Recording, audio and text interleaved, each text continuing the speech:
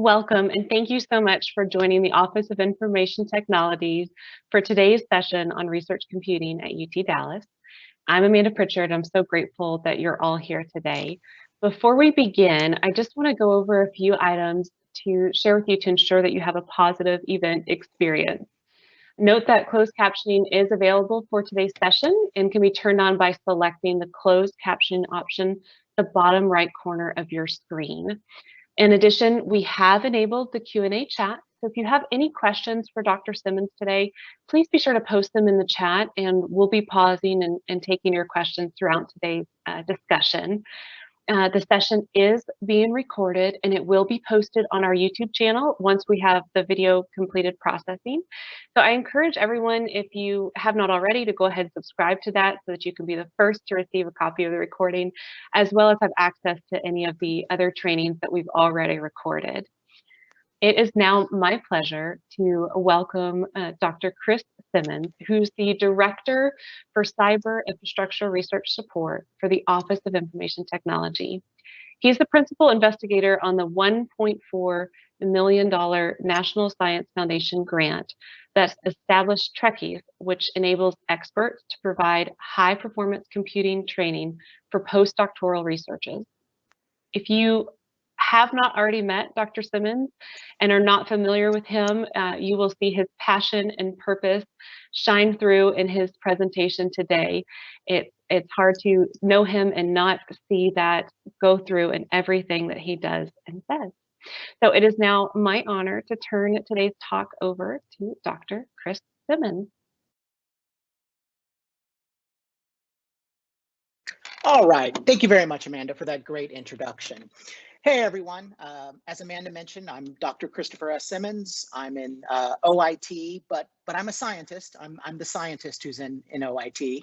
My background is in computational chemistry, and I have been building and running supercomputers for over 20 years, as well as doing scientific research sort of at the intersection of HPC, algorithms, software, and science. Next slide, please. So before we get started, I want to introduce you to our entire cyber infrastructure team. So within OIT, we have two different groups that provide services. There's the group of Dr. Jerry Perez, which is the Cyber Infrastructure Research Operations Group. And this is comprised of the systems administrators, the people who maintain the systems. And then there's my group, which is researcher support. And we provide science support for the system and help users use the system. And then our two groups are managed by the senior director, G. Vanya. Next slide, please. So before I get into the actual talk, I want to talk a little bit about some of the resources we have here at UT Dallas. So we have Ganymede. Ganymede is our Condo HPC system, our high performance computing system. And it is around 6,000 cores and has 1.2 petabytes of storage. That's 1,200 terabytes. And it uses what we refer to as a condo model, in that everyone gets access to sort of the free resources, which are the normal and debug partitions of the system. And on that free part, we have order 1,000 cores, which are available, and they're extremely popular. If you submit a job to these queues, you wait a couple of days to start running jobs. And then everything else on this system is purchased by PIs. They're PI specific queues or research group or research center specific queues. And these systems that we set up are designed to mimic the systems at the Texas Advanced Computational Center. So TAC is the Research Computing Center, which is on the North Campus of UT Austin. And TAC is an NSF, National Science Foundation funded center of excellence that provides resources not only for the University of Texas system, but also for the nation as a whole. Next slide, please. So through our partnership with TAC, we have access to lots of resources there as well. The primary UT system resource there is Lone Star 5. And Lone Star 5 is 1,250 24 core systems. It has some GPU systems, some large memory systems, and some storage. And this resource is available again for free for all of those who have access through the UT system. Next slide. In addition to those, resources at TAC, TAC also provides some large storage resources that provide sort of different access models to getting access to storage, and also has a dedicated machine learning platform. Maverick 2 is a dedicated UT system resource for doing machine learning, and it's an extremely popular platform. And we're about to build one like it here at UT Dallas. And we hope by the end of this year, we're going to start offering some machine learning and data parallel type resources as well. So now these resources really haven't changed over the last couple of years, but I want to give you some numbers which show how we've grown over the last couple of years. Next slide, please. So I joined UT Dallas in the spring of 2018. And when I joined, Ganymede, our big condo system, had about 20 users on the system in total. We, as in UT Dallas, was the 4th largest consumer of TAC resources in the UT system. And we had very little national cyber infrastructure use outside of TAC. Our predominant users at UT Dallas were mechanical engineering, geophysics, and applied maths applications. Today, almost 3 years later, we now have over 500 users on Ganymede. We have over 800 users on all of our systems.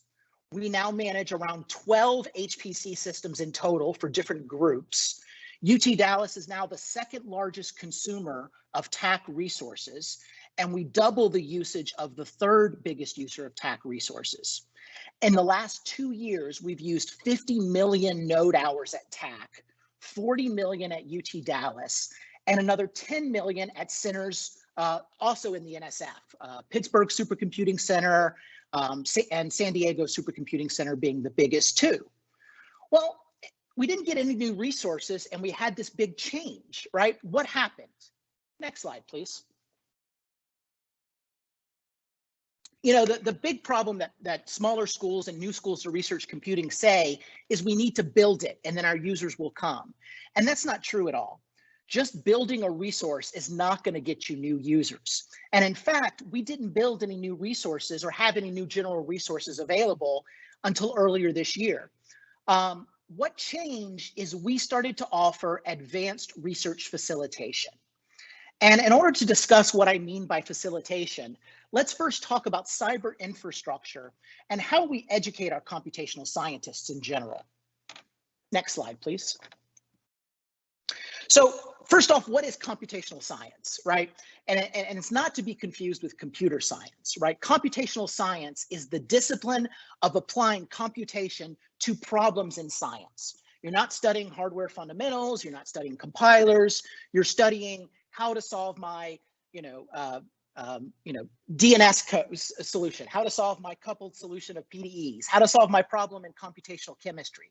All the tech and the intellectual merit that goes around that knowledge is referred to as computational science. Unfortunately, computational science education is rarely formalized.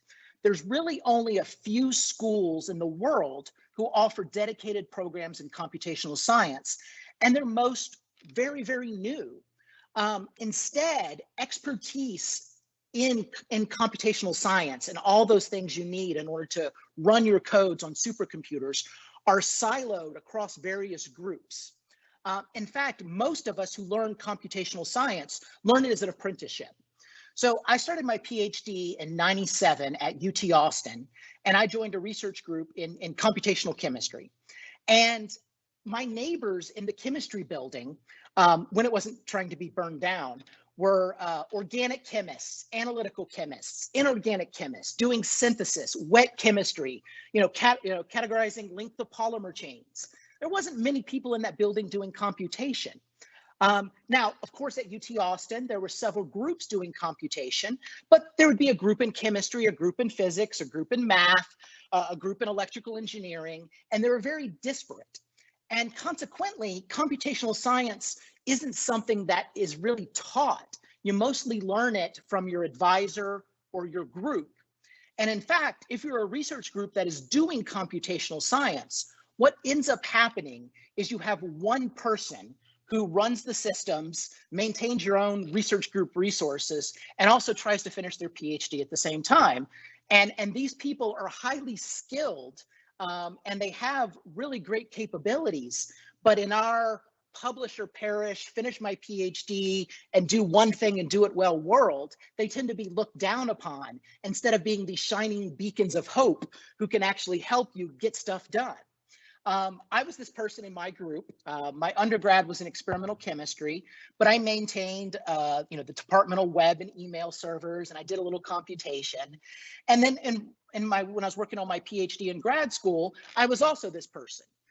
In fact, in addition to getting my PhD, in order to solve the problems I was doing in computational chemistry, I had to first build myself my own supercomputer because the workloads I was doing didn't map very well to traditional HPC systems. Next slide, please. So up until 3 years ago, I was a research scientist. When I finished my PhD at UT Austin, I stayed on at the Odin Institute. The Odin Institute is sort of the research branch of the Texas Advanced Computational Center. And the Odin Institute is one of the only places in the world that teaches computational science as a discipline. In fact, it's the #1 ranked program in the world in computational science. And the reason I stayed is the following. So when I started my PhD in '97, I was sort of the first generation of grad student who got access to National Science Foundation supercomputers as part of their PhD. And in fact, that's when I started using TAC resources and working with TAC was in order to do my research. However, I felt much more in love with how I solved my problems than what problem I was solving. And so I sort of stayed around at UT Austin, and I was research faculty, and I was essentially a hired gun. I was brought onto different projects in different groups throughout the UT Austin campus, and I sort of helped in this research facilitator role, which really wasn't a thing 20 years ago. So when I joined UT Dallas and I started taking on research computing as my full-time, hard money, 100% of my job position, the first thing I tried to do was find that one person in as many groups as possible. So I started attending talks, seminars, guest lectures, whatever I could on campus to embed myself in as many groups as possible and network. For groups that had this one person, I worked directly with that person and I taught them a little bit more than they knew, and then they propagated that information out to their group on my behalf. However, the majority of groups of UT Dallas have very little in-house expertise in research computing. And so for those groups who had interesting computational problems, but didn't have anyone to help with, I joined their group. I essentially contributed to their science. I helped with their workflows, their software. I taught their group short courses, and it was really effective in getting these groups up. However, I'm one person, and this method scales very poorly. Next slide. So these facilitators, these people who sort of lubricate science, they sit at sort of the intersection of all problems related to software, algorithms, IT, high performance computing, and sort of the idiosyncrasies of working in a scientific software ecosystem are referred to as facilitators.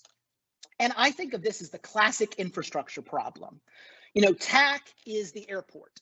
They can take you anywhere once you get there, but they're not going to hold your hand to teach you how to use their systems. Their courses are designed to teach capabilities, right? They're not to teach sort of standard run-of-the-mill work. They're trying to push the boundaries of research. And the majority of our researchers historically have not been ready to get to TAC. They had no idea how to get to the airport, right? And so they're stuck at the bus stop, or in a lot of cases, our researchers are still stuck at home trying to figure out what research computing means. And so these facilitators are really the key to helping people get from point A to point B. They are the Jackson Jills of many trades. As I talked about in our traditional sort of faculty, publisher, parish, academia, academic world, these people who know a little bit of a lot of things tend to be looked down upon because they're not pushing the forefront of their field. but these people are invaluable, and they really are the people that help you get to the airport and really help you get from your laptop, your desktop, to Ganymede, and then eventually to larger national resources. Next slide. So how do you find these people and how do you train them? There is a nationwide shortage of people with skill sets like mine. You know, I mentioned that TAC is sort of the largest supercomputing center in the National Science Foundation, and it's probably the largest and best run academic HPC center in the world. They've had several positions open in facilitation for computational chemistry, machine learning, data sciences, computational biology. They've had these positions open for 2 or 3 years, and they start at $120K a year, which is a great salary for academia, but they can't find these people because either the people don't exist, they do, or these people are paid much more in industry. They are. Furthermore, these people are not appreciated in academia, so they look elsewhere. So in order to solve this problem, the National Science Foundation does fund this type of work. And for the last decade or so, they funded a lot of programs to help with this. There's an entire program called ACI-REF, which stands for Advanced Cyberinfrastructure Research Education Facilitators. And of course, the NSF loves their TLAs, right? Their 3-letter acronyms. But what these research education facilitators are people that are meant to help people use these systems. Now, historically, the NSF has focused on teaching IT people. So your standard Linux systems administrators, they've taught them a little bit about HPC, a little bit about software, and just enough to build a supercomputer. And this has been extremely successful. These programs have been extremely successful in getting HPC systems deployed on campuses. To give you an idea how successful they've been, in addition to my roles at UTD and what I'll talk about in a bit for TRECIS, I'm also one of the developers and maintainers for OpenHPC. So OpenHPC is a community project, which is the most popular open source package for building supercomputers. So that's sort of what I do in my free time, is I contribute to this project. And in August of last year, we released 2.0, the latest version of OpenHPC. And within a month after that, we had 81 unique campuses in the United States download the latest version of OpenHPC and set up a new supercomputer based on our software that we helped develop. And that's really great. These IT professionals have been great about learning how to do systems administration in the HPC or science domains. However, now you have a system. How the hell do you use it, right? That's the problem. These IT professionals that the NSF has trained up have been extremely successful at getting systems into the hands of people. However, those systems often go underutilized or unused because not enough people know how to do it. So my approach is different, and my approach is funded as a CC Star CyberTeam. CC Star is the Office of Advanced Cyberinfrastructure's campus cyberinfrastructure program. And one of the programs they fund are staff development to support research computing. Next slide, please. So my first step for fixing research computing at the campus level is to teach IT people DevOps. DevOps is the approach of treating the maintenance of your infrastructure or the operations of running your system as a software project. Most campuses use traditional operations. That is, something's wrong with system A, so you log into system A and you fix it. And then something's wrong with system B, you log into system B and you fix it. Sort of the way we do things these days, or the way we want to do things these days, are to fix things through code, and you specify declaratively in some configuration file what the goal of a system is, and then the software fixes that for you. It's basically using the tools of the public cloud and the automation industry, but for building HPC systems. Now, one of the big first things I spearheaded when I joined UT Dallas was to try to redo our operations and the way we do things to do them more like a software project, or to do them more programmatically, or bring automation to our systems. And so we use traditional tools, Git and GitLab and Ansible, and we now specify our system states and config files, so we're able to reproducibly roll out systems. All right. So the next step is to begin teaching IT people virtualization and containerization. This is where we're at UTD. But basically, these are the tools, again, of the public cloud, which will allow you to increase the utilization of your hardware and make better use of what limited resources you have. Right?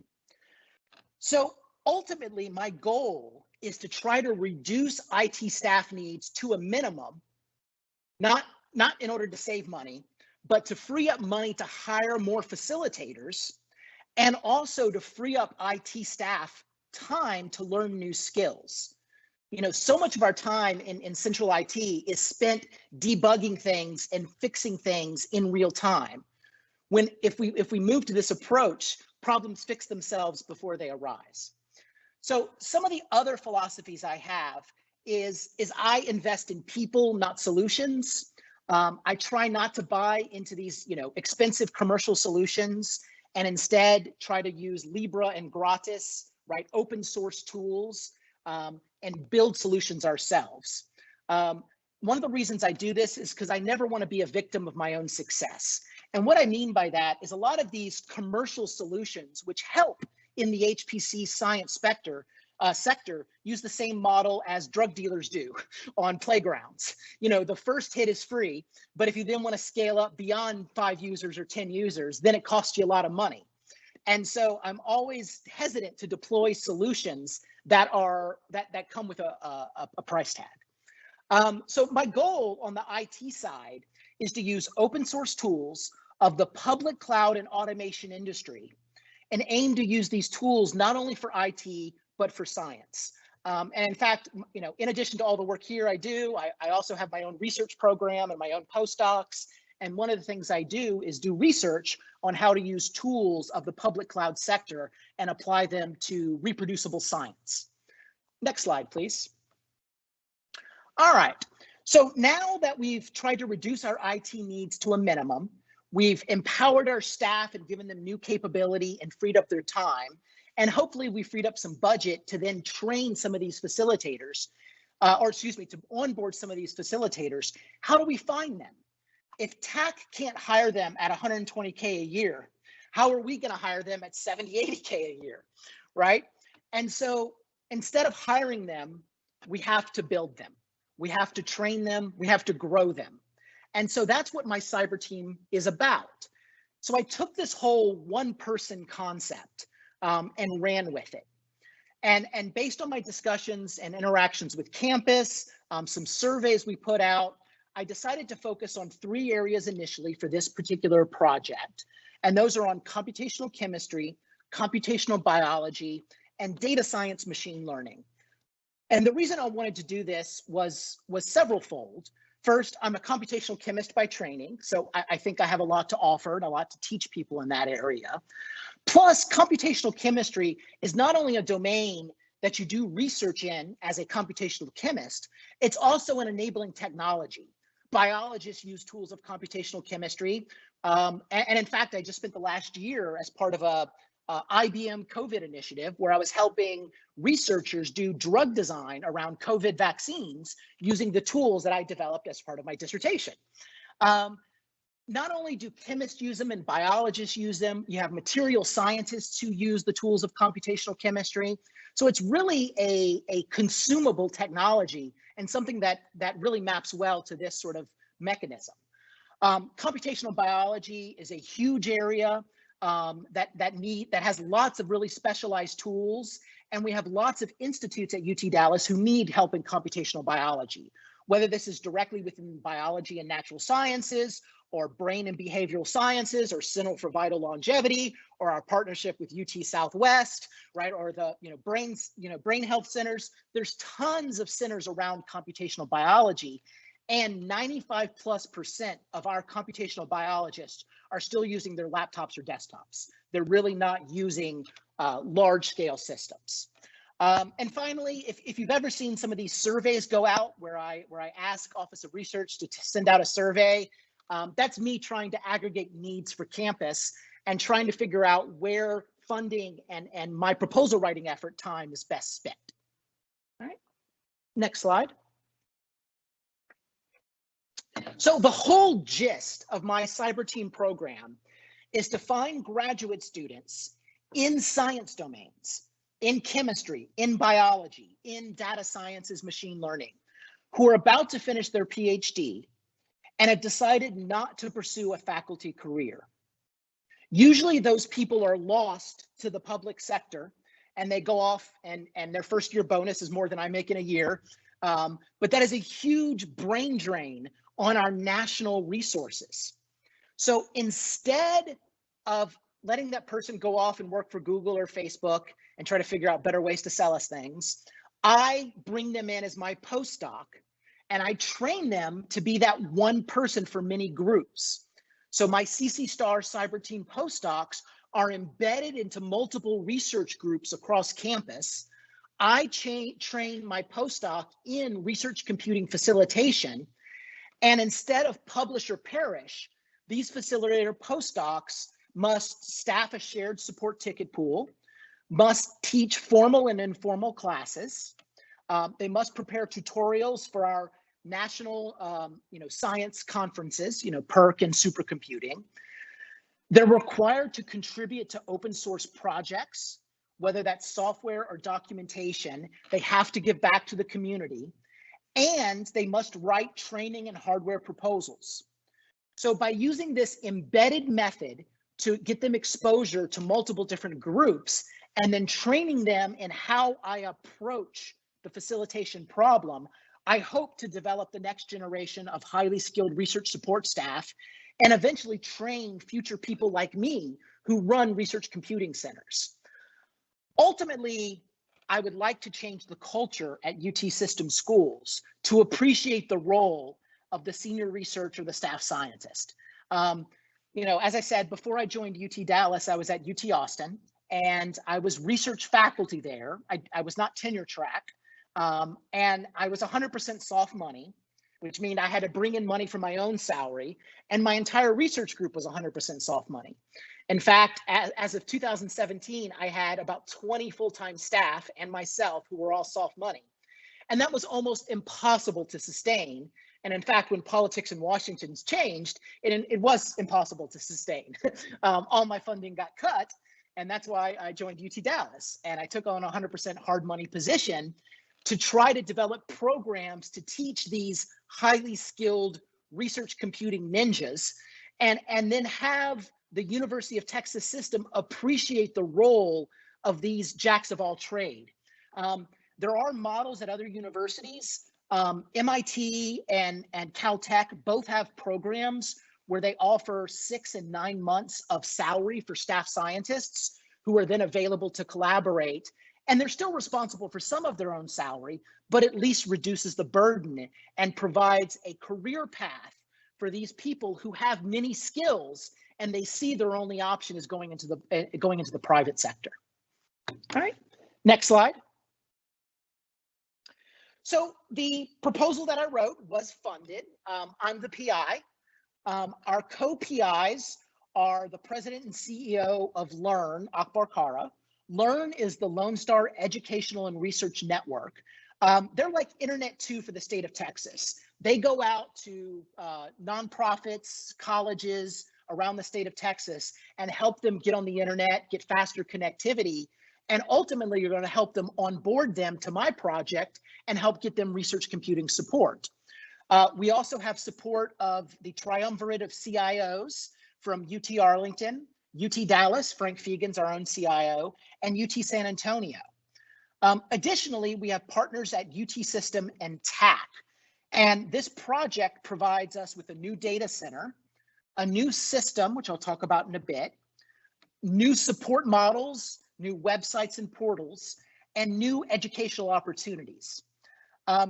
So the way this sort of was, born, the way this idea, this concept was born is sort of UT System came to me and said, Chris, we've seen how successful you've been at UT Dallas.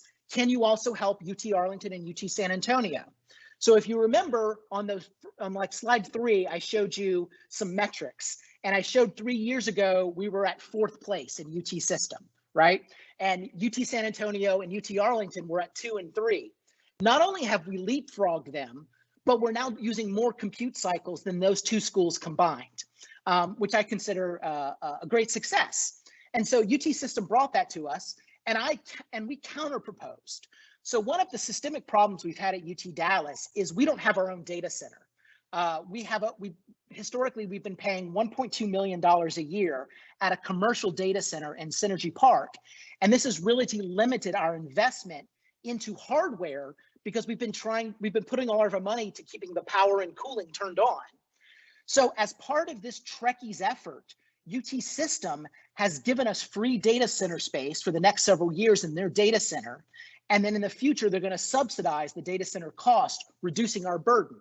So this allows us to invest in new resources and new technologies. Also, as part of this, we're building a new system, which I'll talk about in a bit. Next slide, please. So this CC Star program establishes what I'm referring to as the TRECIS cloud.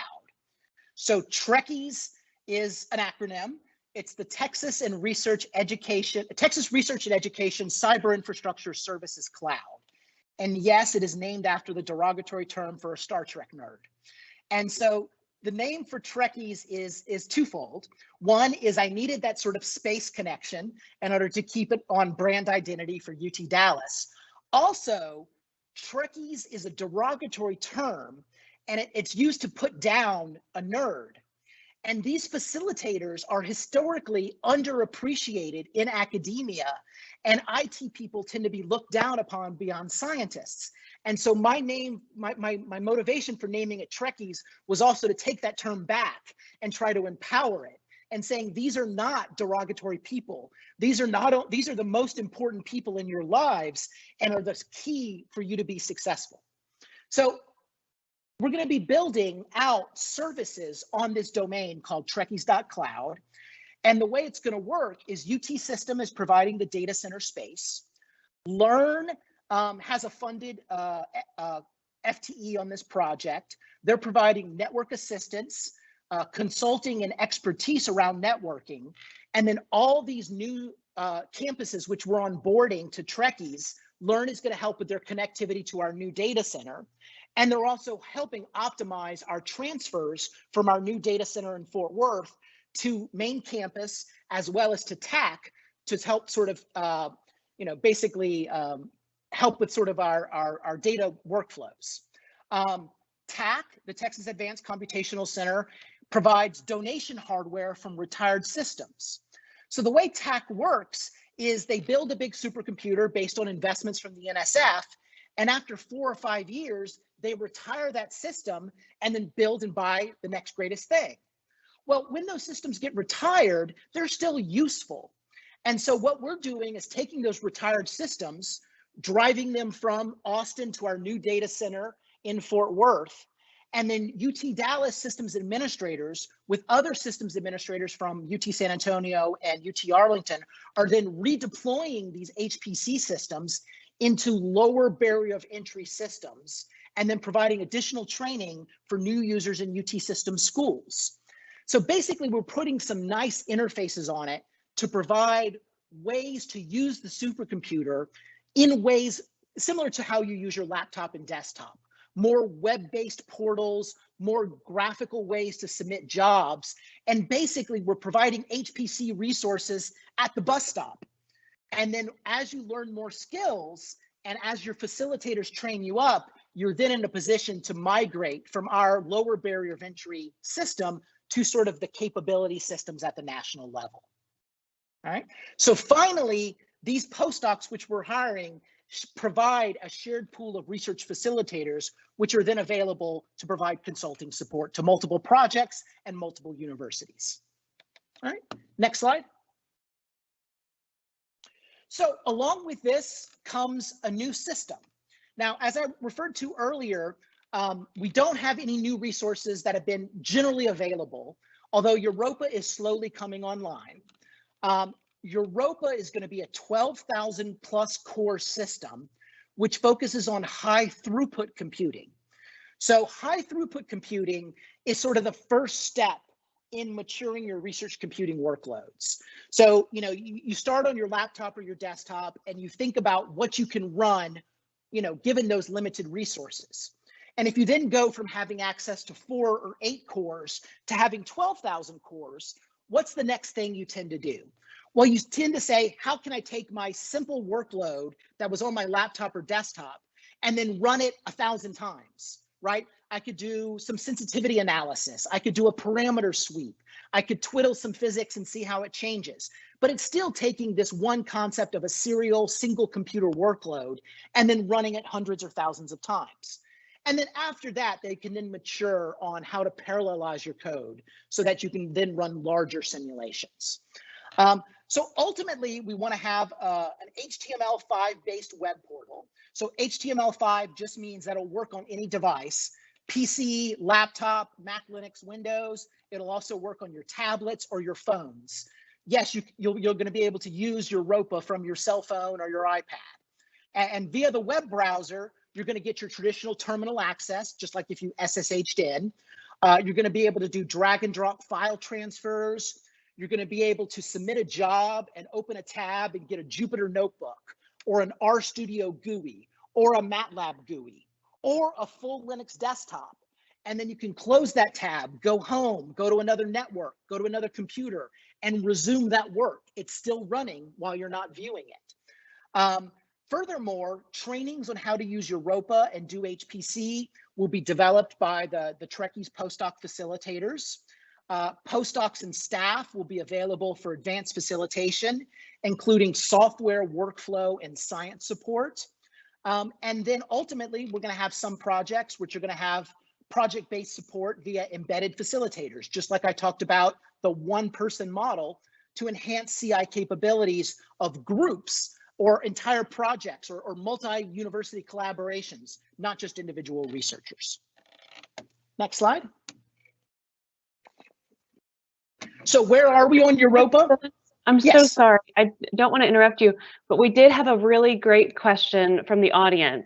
Okay. I know that you mentioned your collaboration with postdoctoral students, but there's also interest for undergraduate students to participate. And does this project allow any involvement with undergraduate students, or is it strictly for the postdoctoral students? So the NSF-funded project does not have any, direct funding for undergraduate students. However, the project as a whole is very interested in undergraduate students. And in fact, a lot of the work I've done collaborating with different faculty at UT Dallas was done by senior design projects in the School of Engineering. So yes, not only are we interested in undergraduate participation, but undergraduate students will be able to join TRECIS, and if they're interested, be able to do internships. And so some of the things we'll be doing is providing a matchmaking service, which I'll talk about in a couple of slides. All right, so Europa started early access in December, and we aim to have full production this fall. Right now, Europa is available to UT Dallas customers only. It's not available to the multi-campuses yet, and it's a limited capability deployment. It's SSH access only, so standard command line access. There's no web portal yet. There's limited software available. We have about 600 of the 800 nodes available, and there's no documentation or support portal yet, but it's coming. The postdoc facilitators start this summer / early fall. We now have a public discussion forum on ask.ci for doing support. However, as with anything, there's limited staff development time and future cuts have been looming.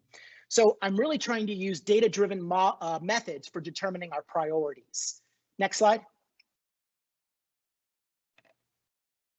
So as I said, we have this public support forum, which is a public discussion board that I really want to use to help build an educated community. Historically, when you do research computing ticket support, you get this private repo of all these amazing solutions to problems, and only the person who supported the question sees the answer. And so what I'm trying to do going forward and try to really do once we launch Europa is to have these public discussions, have these support questions in a public discussion forum. Because we have limited staff development time with possible future cuts, we must build a more capable user base. And I'm really trying to build a partially self-supported community. You know, as I train up a generation of graduate students and postdocs, I hope that they will help contribute to support their own community, to sort of bring everyone up. And then based on time, let's go ahead and go to the next slide. The other thing we'll have launching later this semester is our CyberTeam Portal. It's currently in testing, and you can go there right now. And this sort of gets back to your student question.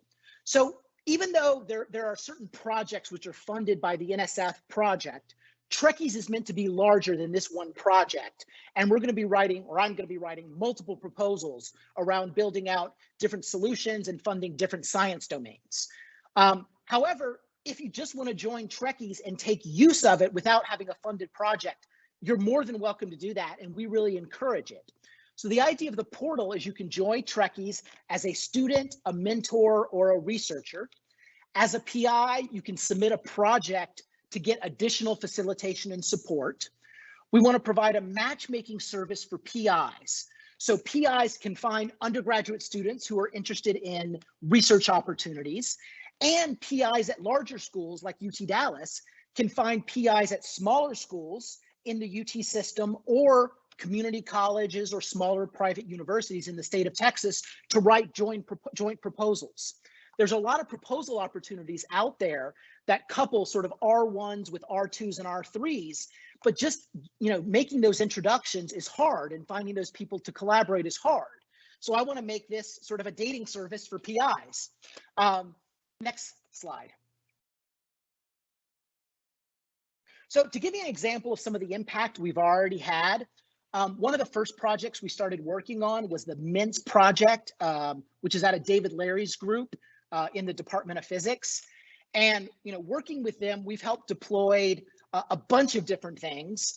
We have this website called Shared Air DFW, which I really invite you to visit.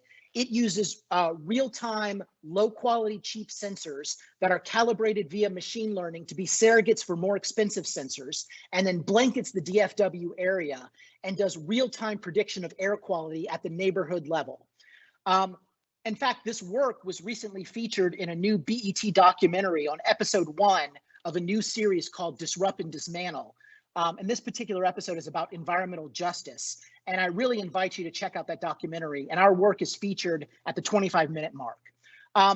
Additionally, we've helped this group set up an open data cube, which is like a self-hosted Google Earth. We've helped them set up wikis. We've hosted SQL servers for them. We set up a ton of service VMs and storage and backup services. I re-architected their primary satellite processing pipeline and increased its throughput by a factor of 30. Their daily sensor calibration workloads are running on Europa. And David and I just wrote a SynIQ proposal that got funded through the internal mechanism at UT Dallas, and we'll have a presence at the new City of Richardson Innovation Quarter to do some new science, as well as have some tech demo space. Finally, I'm also presenting in front of the Dallas Council, the Dallas County Council later this month to try to get some additional funding from the county to fund additional shared air DFW work. Next slide. Another project we've been working heavily on is on brain dynamics in aging and dementia. So this type of work uses an infrastructure called the virtual brain, which basically simulates, you know, neural networks, but actually physical neural networks, not ones you use to solve machine learning problems. And this is a project that is aimed to identify the biophysical parameters to do early detection and disease progression in dementia. We've deployed ways for them to submit jobs through a web browser to Europa to do the TVB resource. We've been developing more programmatic literate interfaces, literate in the Knuthean sense, like a Jupyter notebook, where not only can they run jobs through the Jupyter Notebook, but it gives them access to knobs that otherwise are hidden in the web portal. I've been working lately on re-architecting their primary pipeline, which takes the large UK biobank brain image database and then converts it to a format to then use through the web portal submission. I've been helping them with software engineering and refactoring the whole pipeline, as well as developing a test suite to build confidence in what they're doing. Just to give you an idea of type of the activities we're doing at the facilitator level. And last slide. So finally, how do you get involved? Well, if you're interested in getting access to Europa for a few of your test users, please go to the utd.link/trecis, and that'll take you to our discourse-based Ask CI website. And on there is a post on information on how to get access to trecis. I'm interested in hearing from PIs who want to work on future proposals together. I'm always writing proposals, and since January, I've submitted 7 of them. And I'm always looking for new ideas, new groups for my postdocs to be embedded in, new science domains, perhaps targeting graduate students and undergraduate students for the same type of educational opportunities. Tons of things we can do to branch out from these concepts. I'll be working on some future proposals, again, around campus cyber infrastructure. And this next year, I'm really going to focus on trying to buy or build some data parallel resources. We have a lot of HPC resources on Ganymede for traditional HPC. We now have high throughput resources on Europa, but what we're missing are the GPUs for doing inference and training. And that's something we're going to try to address in the next year.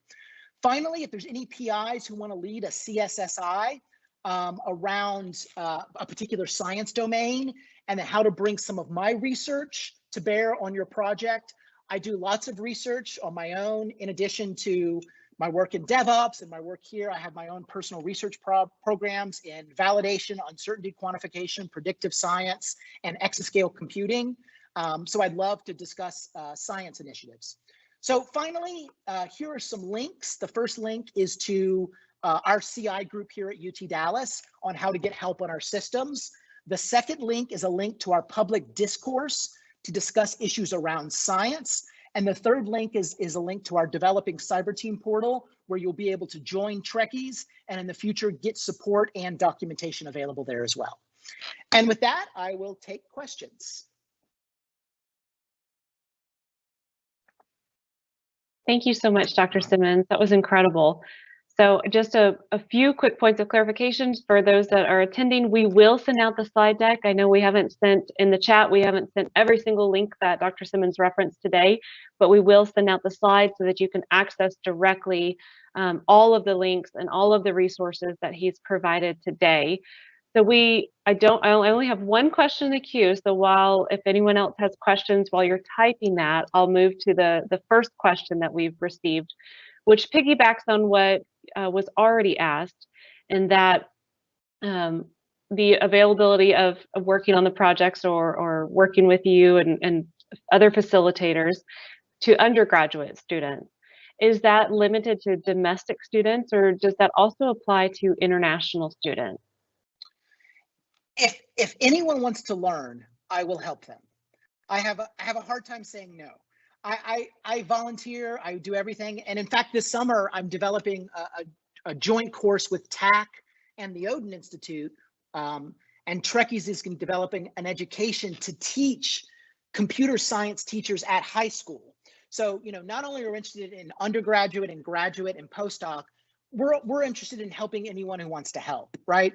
I do this because I enjoy teaching, and I want people to learn how amazingly badass research computing is and how they can bring it to bear on their problem. If I cared about just making money, I would go into the private sector decades ago. I'm an educator at heart, and if anyone wants to learn, we will help them. Future proposals I'm going to write. I have a couple ideas about doing an REU program, right? Research experience for undergraduates under the trecis moniker and using the same model. Another thing I'm looking to do is provide bridge funding for graduate students. So as you know, graduate students, they start in computational science, right? They start their first 2 years taking classes. They spend 2 or 3 years after that trying to figure out how to compute, and then they're ABD for a little while, all but dissertation. And I'd like to provide bridge funding where a graduate student, instead of doing an RA or a TA, can work for me and develop some new skills while finishing their PhD. And they bring the benefit of their 4 or 5 years in their domain to the project. So yes, very excited about, outreach and supporting students of all ages. Please send me an email. Let's set up a time to talk and kick around some ideas. Thank you.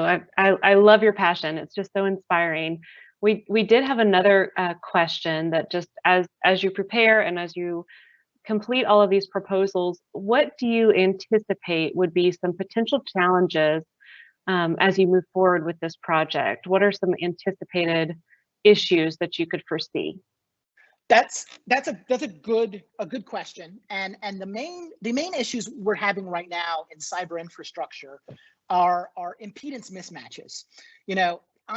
I'm very aggressive, and I work day and night and weekend, and I'm trying to push us forward or drag us forward, and enterprise IT is historically much more stable and likes to move at a measured pace. And we're sort of having a hard time striking a balance between being agile and responsive to changing science needs, while also providing service level agreements and constant uptime and enterprise reliability. And a lot of the problems we've had over the last year or so have been compounded by relocating data centers and moving a little more remotely.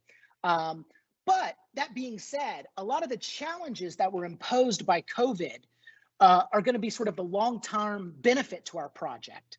So, a lot of the working from home and a lot of the automation and a lot of the education that we've been able to do remotely are going to directly impact the success of the TRECIS project. So, hopefully, as we start getting more proposals and more awards, the supporting infrastructure around the work I'm doing will also become more agile. Thank you. I appreciate that clarification. I'm not seeing any additional questions right now in the chat, so I don't know if you have any other further items that you wanted to add that you maybe didn't get to elaborate on during your presentation. Well, the last thing I want to leave you guys with is there's 2 types of scientists out there. There's ones who know they have a computational problem and try to solve it, and those who haven't realized they have a computational problem yet.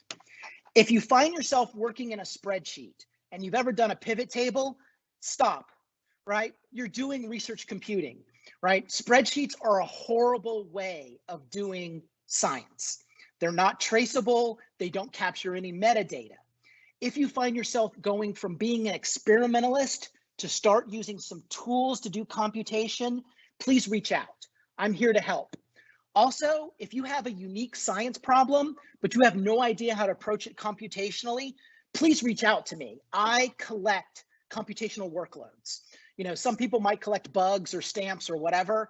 I collect algorithms and software and infrastructure and pipelines, because I'm part of several sort of national committees and efforts that sort of document and try to come up with sort of how we're going to do research computing in the future. And a lot of the new workloads we have these days don't map traditional HPC workloads as well. So if you have a computational workload that doesn't look like you want to shove in the HPC box, reach out and let's see what else we can do. I've done a lot of work lately with helping people run stuff at AWS, Amazon Web Services, build websites, build SQL servers, build services on these highly available public cloud resources. So I'm available to talk. Just reach out. Thank you so much, and thank you for your time today. I appreciate everyone that attended. We will be sending out a copy of the slide deck and the recording to everybody. So if you have any further questions, feel free to reach out when you receive that email. Otherwise, thank you so much for attending.